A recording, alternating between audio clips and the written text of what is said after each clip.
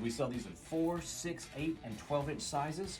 Ours are a little bit unique because we have this clear liner on the front, and I'll show you what we use that for. So it's really easy to repair a hole. First thing you want to do is you want to clean it, get out all the loose pieces. You just push it into the wall, and you want this part to be as smooth as possible. So you want to knock off all the high spots on the hole. Make sure everything's on the inside. That's going to be inside the wall, so it doesn't really matter. But you want to make sure this is nice and flat. And a little bit of sanding preps the area. Make sure you have something to bond to. So you take the wall patch. Our wall patch has this clear film on the front. I'll show you why we have that.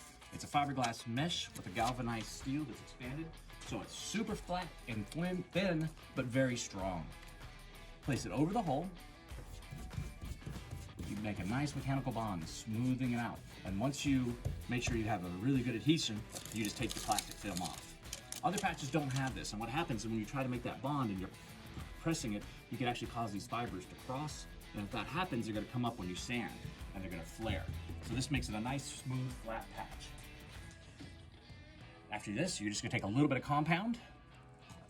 You're gonna really wanna force it through in the center. The reason why you want to force it through in the center is you're actually going through those holes and you're going to make a nice strong bond. It's going to join that material in that hole. You feather it out.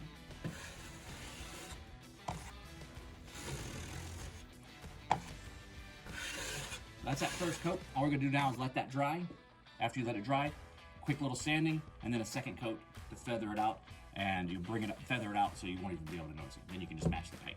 So super easy, and once this is done, since there's compound here that goes all the way through the mesh, if you were to come back and put a nail here to hang a picture, you would not even have you wouldn't even be able to see it, and you wouldn't be able to tell it would still work.